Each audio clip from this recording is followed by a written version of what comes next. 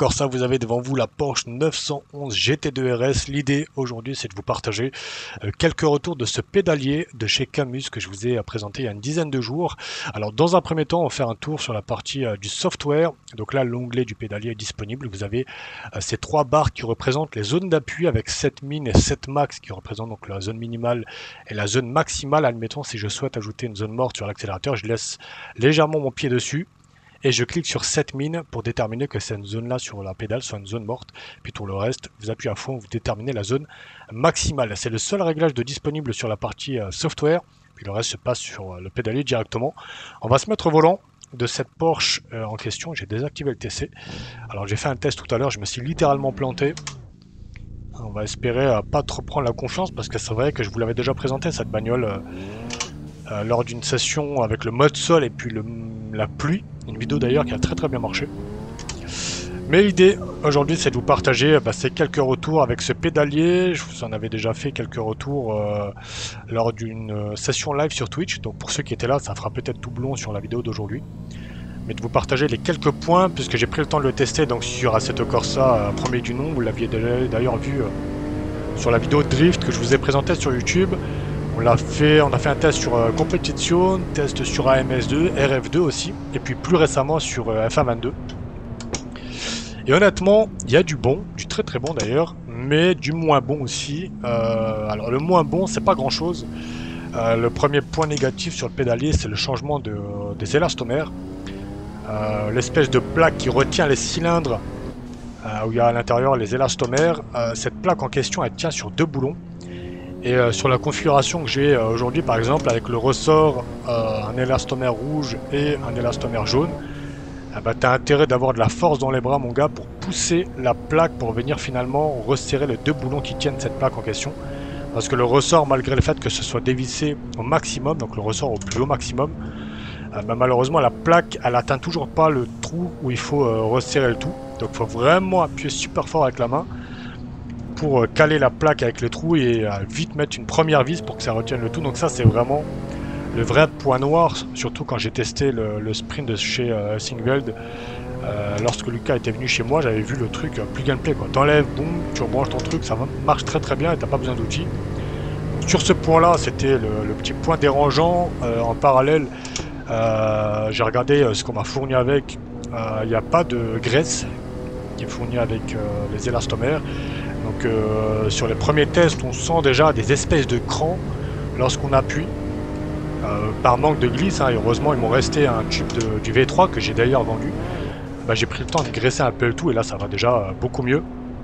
Donc ça c'était le petit point négatif sur la partie des changements des élastomères qui je pense encore une fois est pas très bien pensé.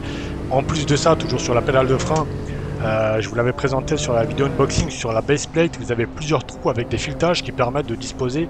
Vous avez 3 positions pour chaque pédale. Soit tout à gauche, au milieu ou tout à droite. Moi j'ai mis tout au milieu pour voir un petit peu après au niveau du feeling ce que ça donne. Et lors de la vidéo test en live sur Twitch avec vous, je vous avais indiqué que la pédale de frein, je trouvais qu'elle était un peu trop sur la droite. C'est pour ça que là maintenant elle est un peu plus sur la gauche. Pour pouvoir la déplacer, juste la déplacer, il faut que je retire de nouveau cette plaque en question qui retient les élastomères, puisque la tige qui est à l'intérieur des élastomères, elle est juste au-dessus de la vis qui retient la pédale au complet. Donc ça nécessite, au lieu d'enlever que 2 vis pour déplacer la pédale, il faut en dévisser 4 et déplacer le tout. Donc c'était vraiment ce point là qui était un peu dérangeant. Mais après quand on le fait une fois, voilà, on n'y touche plus. Mais c'est quand même quand pour certains, je sais plus dans quel modèle de voiture, ils sont obligés de déculasser pour changer le démarreur. C'est un peu le même truc, mais bon, évidemment ça nécessite pas le même temps de travail, ni même les mêmes outils, mais ils auraient pu peut-être mettre un emplacement où on a accès à la vis sans avoir besoin de retirer cette plaque en question. Donc ça c'était sur les points négatifs. Bon après un autre, mais c'est un point que je vous avais abordé sur la vidéo unboxing, c'est l'émulation du point de patinage sur l'embrayage qui n'existe pas. On a juste une force sur l'embrayage qui est progressive et qu'on peut ajuster évidemment, tout comme l'accélérateur. D'ailleurs l'accélérateur, au premier abord, l'accélérateur a une course beaucoup trop longue, là je l'ai réduit. Parce que là j'accélère mais je touche pas le talon sur la pédale alors que dès que je l'avais testé la première fois, elle partait tellement loin que mon talon touchait le bas de la pédale d'accélérateur, donc ça nécessitait quand même de peaufiner un peu tout ça. Qu'est-ce qu'il y a encore comme point négatif? Alors je vous recommande pas de jouer avec les chaussettes, c'est pas un point négatif sur le pédalier, hein. Mais là je joue avec mes chaussettes et en fait le pédalier a des rainures. Donc, dès que vous accélérez, bah, ça s'accroche sur la chaussette, c'est pas agréable. Tout comme le talon qui vient se poser sur l'écriture Camus qui est gravée sur la base plate et qui a tendance aussi à accrocher. Je pense qu'ils n'ont pas lissé les rebords, donc je pense que pieds nus tu te coupes le pied quoi. Mais c'est pas encore une fois un défaut sur le pédalier. Mais sur les points positifs, honnêtement, ça respire vraiment à la qualité. On le voit déjà sur la base plate. Moi, je l'ai fixé sur mon profilet, comme vous le savez. Donc je sais pas si malheureusement pour certains qui ont des châssis bien spécifiques, qu'ils ne soient pas adaptés parce qu'il n'y a pas de trou qui vient s'adapter avec des châssis bien spécifiques.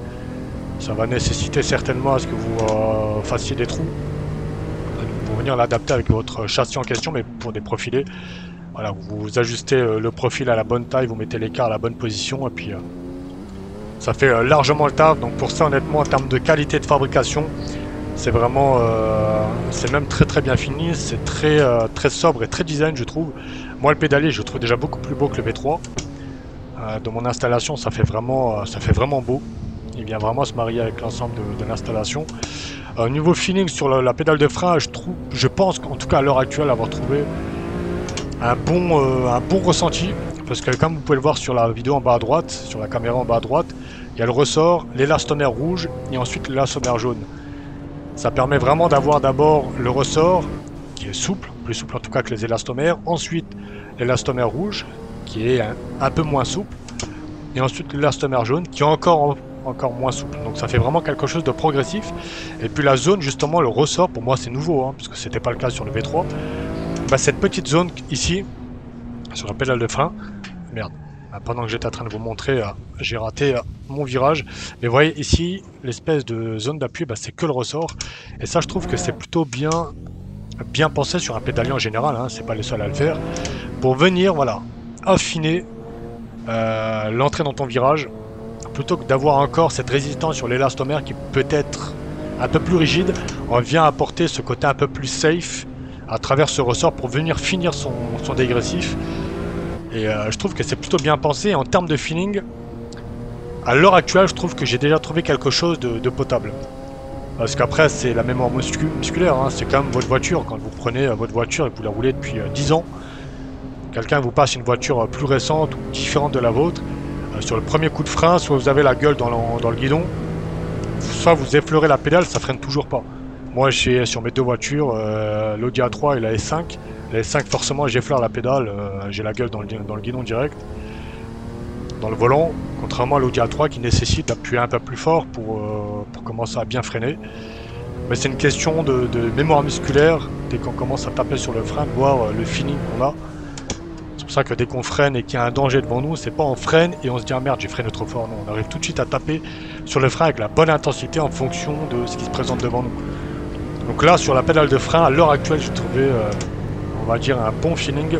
Je fais des chronos que je faisais avec mon V3 alors que je viens à peine d'avoir le pédalier. Donc c'est assez prometteur et encore une fois en termes de qualité de fabrication, il n'y a rien à dire. En termes de qualité de fabrication, il n'y a rien à dire et puis surtout les réglages sont multiples puisqu'on a aussi à la hauteur du cylindre en question qu'on peut monter et descendre pour ajuster aussi la course de la pédale. Mais honnêtement, dans l'ensemble, je le trouve très design, très beau même quand je le vois dans cet angle-là. En tout cas, aujourd'hui, à l'heure actuelle, ça reste un meilleur pédalier que le V3. Je vous dirai après sur du long terme ce que ça donne.